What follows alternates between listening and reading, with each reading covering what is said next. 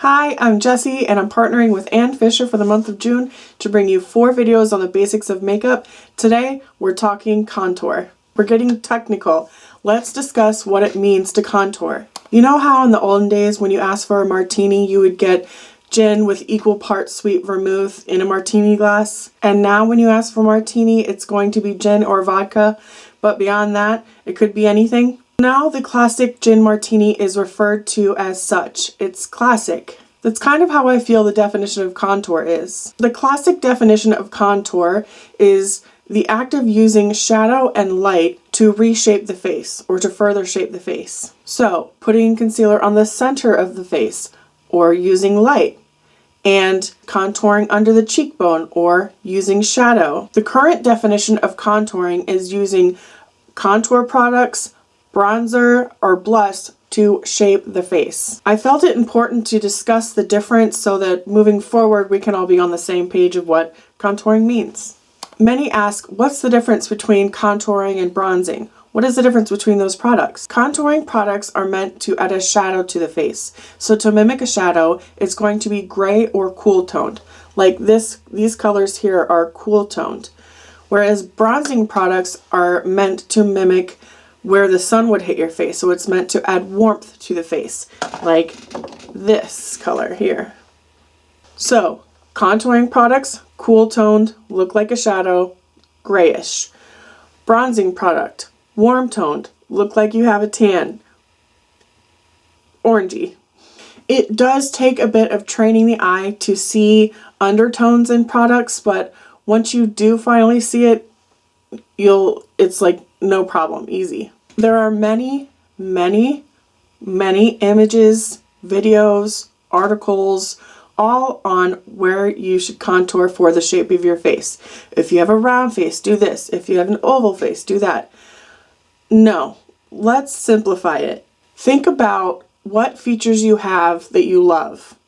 Think about what features that you don't love. Do you have beautiful cheekbones?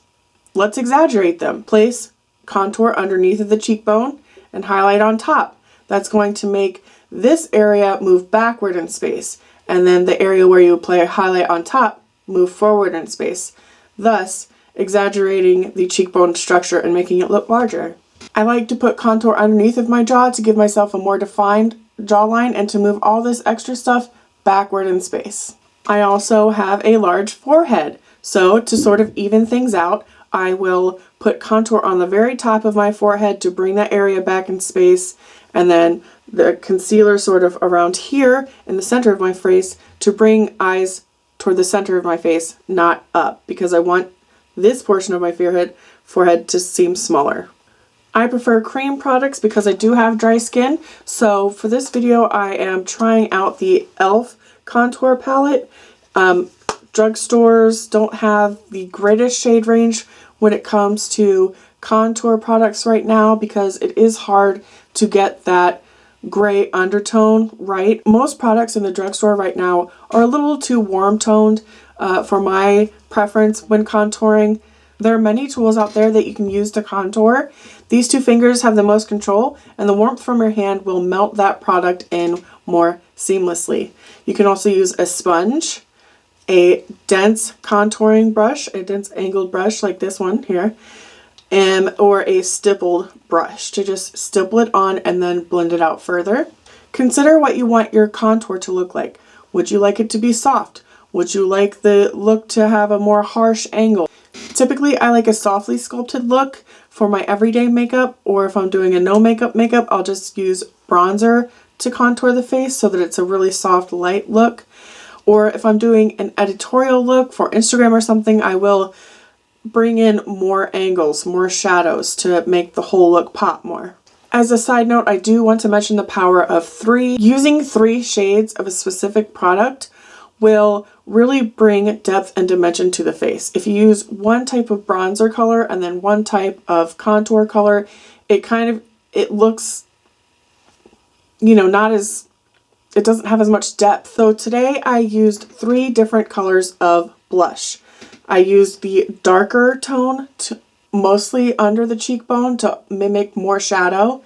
And I used this as well toward the back of the face, and then the brighter bit of blush I used toward the front of the face. I do apply my blush in a sort of angled position to further direct the eyes to the center of the face and to the cheekbones. So in that way, I am using the new definition of contouring, where not only did I add the classic definition of contour, I also used blush as contour. So I used the darker tones back here and underneath of my cheekbone, and then I used the brighter tones toward the front, just to create a more seamless effect of there actually being depth. Experiment with contouring using contour products, blush, bronzer. See what you like best about your features and try to make them pop out.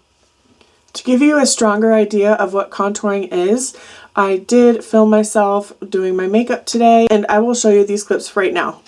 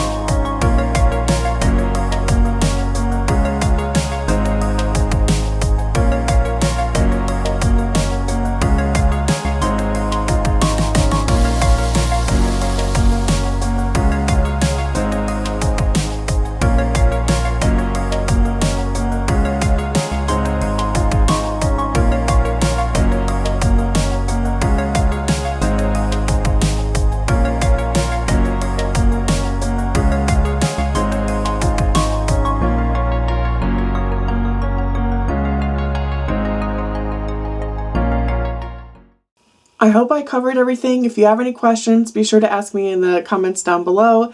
Again, my name is Jessie, and I'll talk to you soon.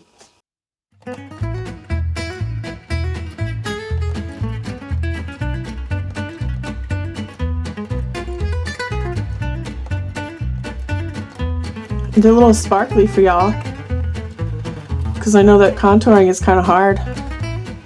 So I tried to lighten the mood with a little sparkle.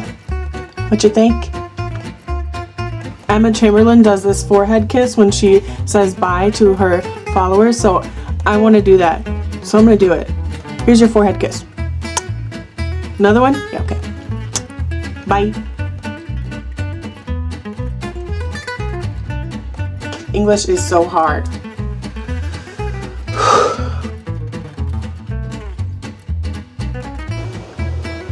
Rain, sunshine, storm, rain, storm, sunshine, rain, storm. Right. Rain, sun.